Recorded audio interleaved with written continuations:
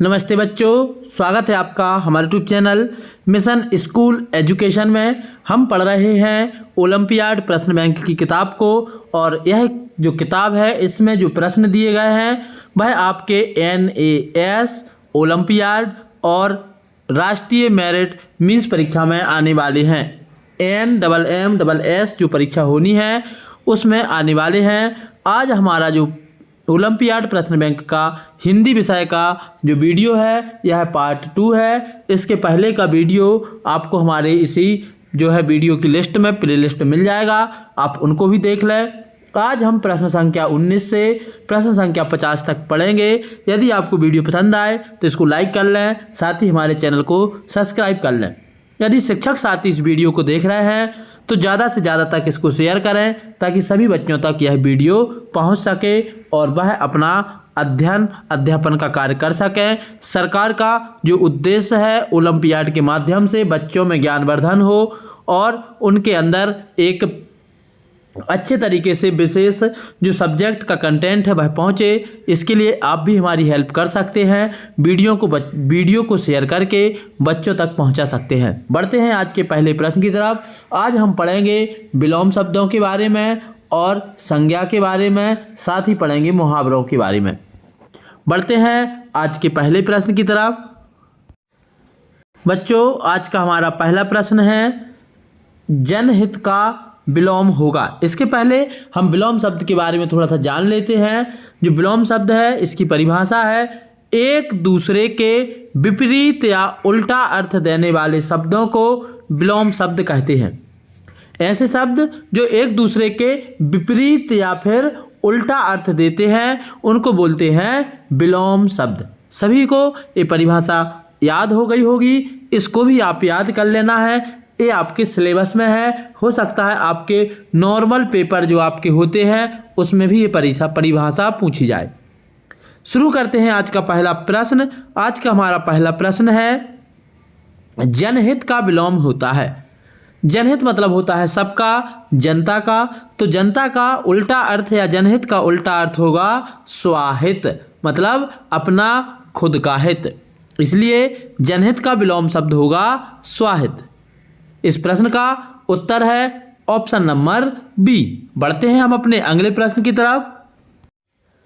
हमारा अगला प्रश्न है सुधा का विलोम है या विलोमार्थी शब्द है। सुधा का विलोमार्थी शब्द जो है, विलोम शब्द को विलोमार्थी या विलोम अर्थ देने वाला शब्द भी कहते हैं। तो हमको बताना है सुधा का विलोमार्थी शब्द। सुधा का जो विलोमार्थी शब्द है, सुधा मतलब होता है अमृत, और अमृत का विलोम होगा आपका गरल।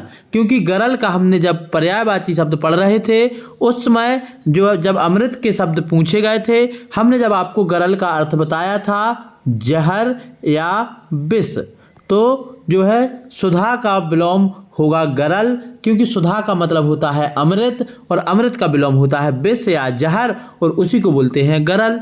इसलिए इस प्रश्न का राइट उत्तर होगा ऑप्शन नंबर सी, गरल। हमारा अगला प्रश्न है, इस प्रश्न का उत्तर होगा गरल, ऑप्शन नंबर सी। अगला प्रश्न है आकाश का विलोम होगा। बड़ा सरल है, आपको बता देना है आकाश का विलोम क्या होगा। प्रश्न नंबर 21 का हमारा राइट उत्तर है आकाश का होगा पाताल। अब कुछ बच्चे सोच रहे होंगे आकाश का धरती क्यों नहीं होता है, तो धरती का होता है अंबर। यदि यहाँ पे पाताल ऑप्शन नहीं होता तो आप धरती लगा देते, लेकिन यहाँ पे यदि पाताल ऑप्शन में दिया गया है तो हमको अपना उत्तर पाताल लगाना है। इसलिए इस प्रश्न का उत्तर है ऑप्शन नंबर सी। बढ़ते हैं हम अपने अगले प्रश्न की तरफ। हमारा अगला प्रश्न है प्राचीन का विलोम क्या होगा। हमको बताना है, प्रश्न नंबर 22 है प्राचीन। प्राचीन मतलब होता है बहुत पुराना, तो प्राचीन का विलोम होगा नूतन। क्या होगा प्राचीन का विलोम? प्राचीन का विलोम होगा नूतन। ऑप्शन नंबर डी हमारा सही उत्तर है। नूतन का मतलब होता है नया, प्राचीन का मतलब होता है बहुत पुराना। तो पुराने का विलोम क्या हो जाएगा? नया। अब प्राचीन का विलोम क्या हो जाएगा? नूतन। इसके बाद हमारा अगला प्रश्न है स्वार्थ का विलोम है। स्वार्थ शब्द का विलोम बताना है हमें। तो स्वार्थ मतलब होता है खुद का हित सोचने वाले और परमार्थ का मतलब होता है दूसरों का हित सोचने वाले। तो स्वार्थ का जो विलोम होगा वह होगा परमार्थ। ऑप्शन नंबर बी हमारा सही उत्तर है। बढ़ते हैं अगले प्रश्न की तरफ। हमारा अगला प्रश्न है सही विपरीत युग्म शब्द कौन सा है। अब हमको बताना है सही विपरीत युग्म मतलब एक दो शब्द आपको यहाँ पे दिखेंगे। दो शब्दों में से आपको एक दूसरे का जो है एक विलोम शब्द लिखे हैं वह बताने हैं। तो इसमें लिखा है पतले पतले, तो पतले पतले तो विलोम नहीं होता है। दीन दुखी भी एक सही शब्द है। चाय बाय ये तो और भी नहीं हो सकता, चाय शब्द होता है, बाय तो कोई शब्द होता ही नहीं है। सही युग में लिखा है जड़ चेतन। जड़ मतलब होता है जो एक जगह स्थायी है, चेतन मतलब होता है जो चलता फिरता है। तो इस तरीके से जड़ और चेतन आपको समझ में आ गया होगा। ऑप्शन नंबर डी में विपरीत युग में लिखा है मतलब यदि आपसे कोई पूछ ले कि जड़ का विलोम क्या है तो हम बता देंगे चेतन। इसलिए इस प्रश्न का राइट उत्तर है ऑप्शन नंबर डी। हमारा प्रश्न नंबर 25 है वह अपने विषय का पूर्ण अभिज्ञ है। रेखांकित शब्द का विलोम बताइए। वह अपने विषय का पूर्ण अभिज्ञ है, इसका हमको जो है शब्द बताना है विलोम। प्रश्न नंबर 25। तो अभिज्ञ मतलब होता है जानकार और अभिज्ञ का अर्थ होता है जानकार और अनभिज्ञ का मतलब होता है ना जानने वाला। तो इस तरीके से इस प्रश्न का राइट उत्तर होगा ऑप्शन नंबर सी। अभिज्ञ का विलोम होगा, आपसे पूछा जाए अभिज्ञ का विलोम तो अभिज्ञ का विलोम होगा अनभिज्ञ। ऐसे शब्द सबको याद कर लेने हैं। ये थोड़े से कठिन शब्द होते हैं लेकिन आप इनको बार बार देखेंगे तो आपको याद हो जाएंगे। यदि आपको वीडियो पसंद आ रहा है तो इसको लाइक कर लें, साथ ही हमारे चैनल को सब्सक्राइब कर लें। हमारा अगला प्रश्न है कौन सा विलोम युग्म गलत है। तो यहाँ पे लिखा है मूक और वाचाल। मूक मतलब होता है जो बिल्कुल ना बोले और वाचाल मतलब जो बहुत अधिक बोले। तो कम बोलने वाला और या ना बोलने वाला और अधिक बोलने वाला, तो ये तो विपरीत अर्थ दे रहे हैं, मतलब यह तो हमारा गलत नहीं है, इसलिए यह उत्तर नहीं होगा। अगला लिखा है संपन्न और विपन्न। तो हमें इस प्रश्न का उत्तर बताना है। संपन्न मतलब होता है अमीर और विपन्न मतलब होता है गरीब। तो अमीर और गरीब ये तो विलोम शब्द हुए, तो यह भी हमारा उत्तर नहीं होगा क्योंकि हमको तो ये बताना है कि कौन सा विलोम युग्म गलत है, मतलब कौन सा ऐसा युग्म लिखा है जिसमें जो है एक विलोम शब्द नहीं लिखे हुए हैं। सी ऑप्शन है मितव्ययी और अल्पव्ययी। तो मितव्ययी का मतलब होता है जो कम खर्चा करे और अल्पव्ययी का मतलब भी होता है जो कम खर्चा करे।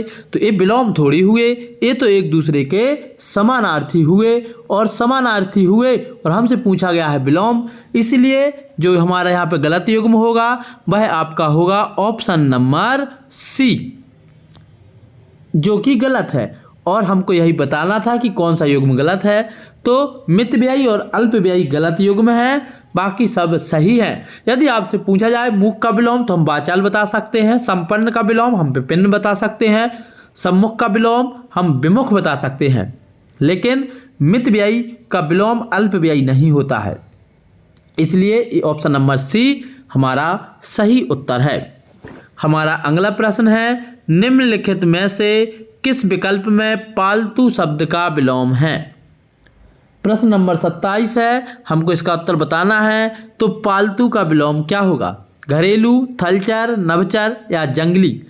तो पालतू जो जानवर होते हैं वो हम घरे में रखते हैं और जो पालतू जानवर नहीं होते हैं वो जंगली जानवर कहलाते हैं क्योंकि वो जंगल में रहते हैं। इसलिए पालतू का सही विलोम होगा आपका जंगली।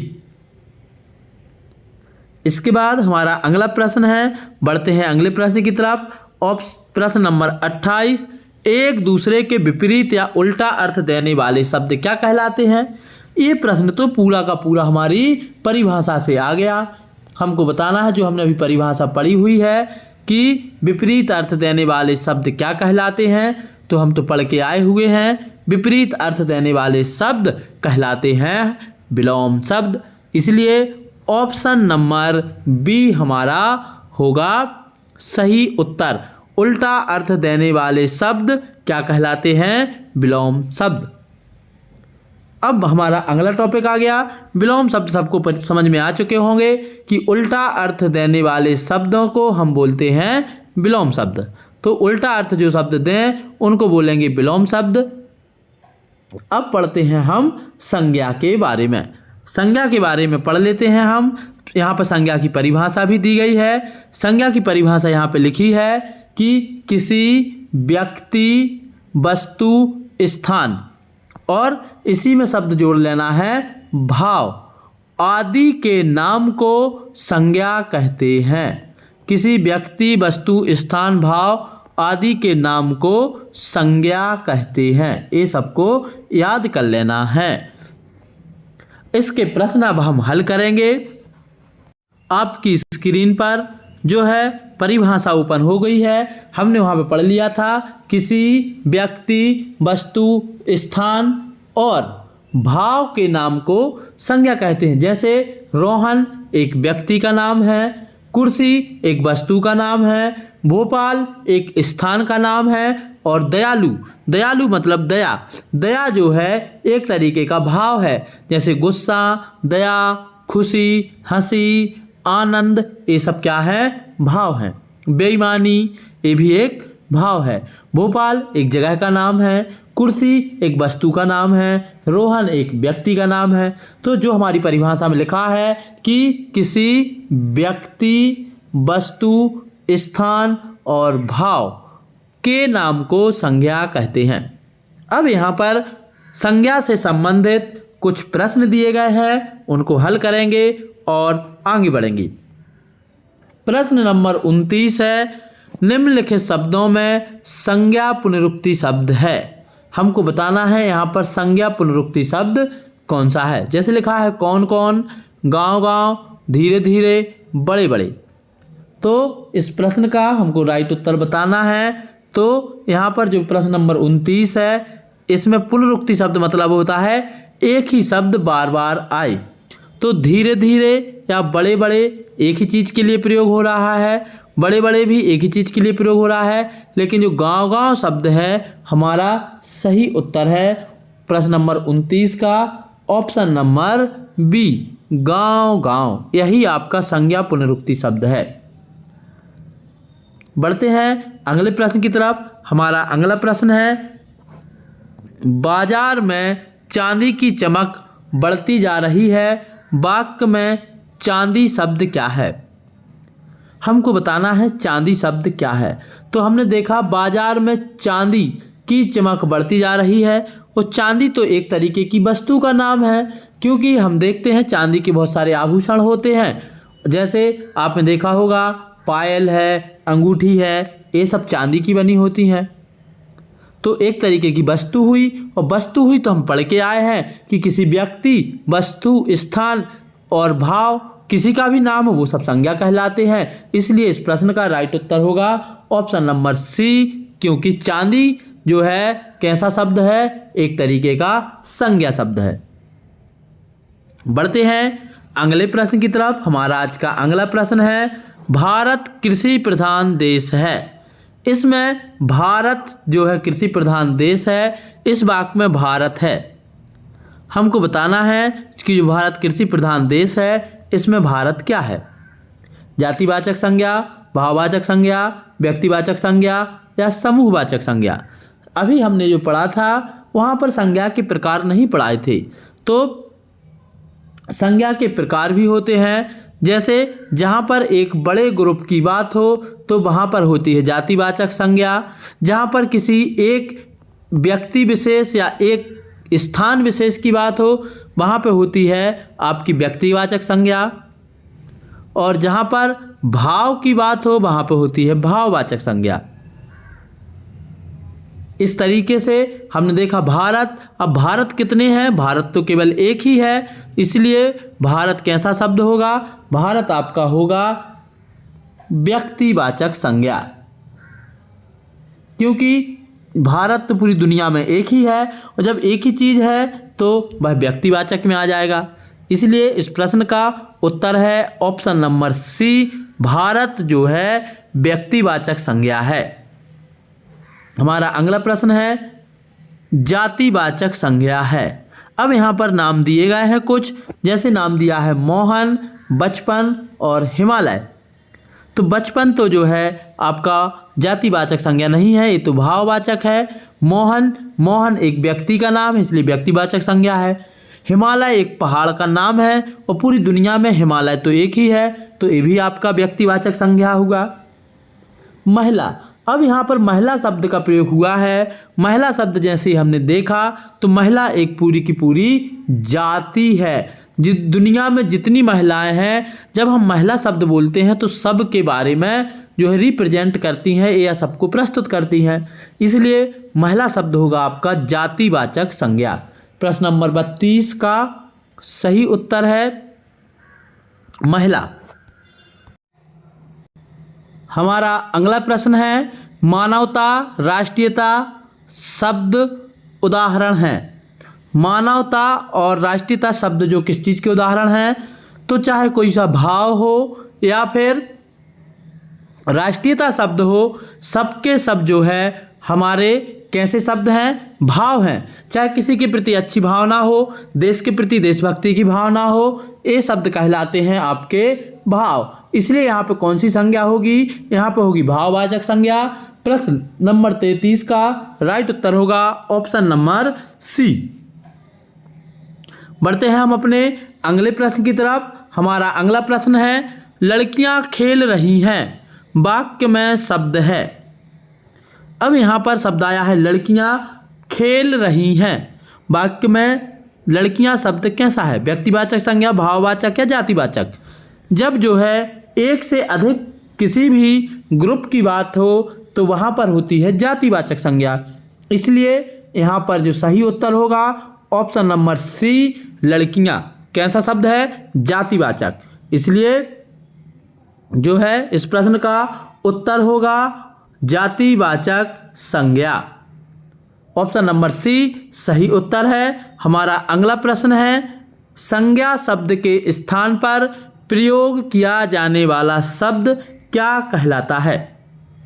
संज्ञा शब्द के स्थान पर प्रयोग किया जाने वाला शब्द जो कहलाता है वह कहलाता है विशेषण। आप देखेंगे हमारे इसी चैनल पर एक गतिविधि डली है कि संज्ञा के स्थान पर सर्वनाम का प्रयोग कैसे होता है। आप उस वीडियो को जरूर देखना, आपको सारी चीज़ें समझ में आ जाएंगी। यहाँ पर सही उत्तर प्रश्न नंबर 35 का है ऑप्शन नंबर सी।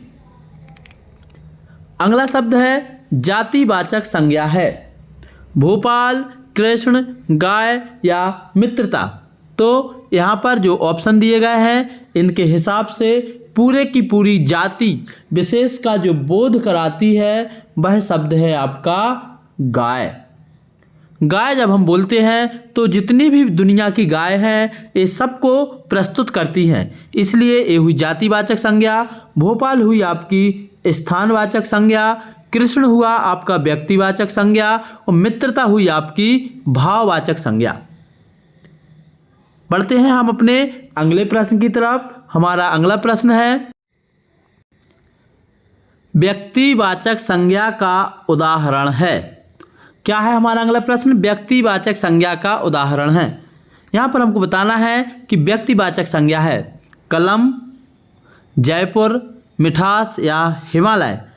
तो हमें इसमें बताना है जब हम कलम की बात करते हैं तो कलम का मतलब होता है पेन। अब दुनिया के जितने भी पेन हैं सबके सब जो है कलम जब हम बोलते हैं तो ये सबको प्रस्तुत करता है, तो कलम तो होगा आपका जो है जातिवाचक संज्ञा। जयपुर एक स्थान का नाम है, इसलिए जयपुर हुआ एक जो है स्थानवाचक संज्ञा। इसके बाद यहाँ पे लिखा है मिठास, तो मिठास तो जो है एक भाव का नाम है, मीठा, तो यहाँ पे होगा आपका भाववाचक संज्ञा। अब आता है हिमालय। हिमालय जैसे ही हम बोलते हैं तो जो है हिमालय शब्द के बोलने से हमको यहाँ पर जो शब्द आता है हिमालय एक पर्वत का नाम है। इसको थोड़ा सा हम सुधारेंगे। क्या सुधारेंगे? हमको बताना है व्यक्तिवाचक संज्ञा। जो एक स्थान विशेष है वह कहलाएगा व्यक्तिवाचक संज्ञा।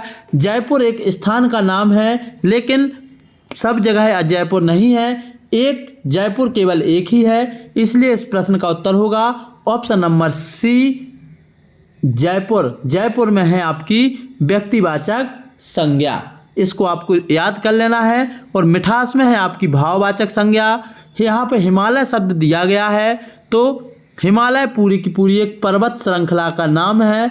तो हिमालय शब्द जो यहाँ पे दिया जा रहा है, यह हिमालय इस अर्थ में दिया जा रहा है हिमधन आलय। जहाँ जहाँ बर्फ जमा होता है सबको हम हिमालय बोल सकते हैं, लेकिन इसमें थोड़ी सी मिस्टेक है। इसको आप समझ लें कि हिमालय यदि दिया गया है तो हिमालय यदि ऐसे ऑप्शन दिए गए हैं कलम, जयपुर, मिठास और हिमालय, तो यहाँ पर हिमालय आ जाएगा आपका जातिवाचक संज्ञा में।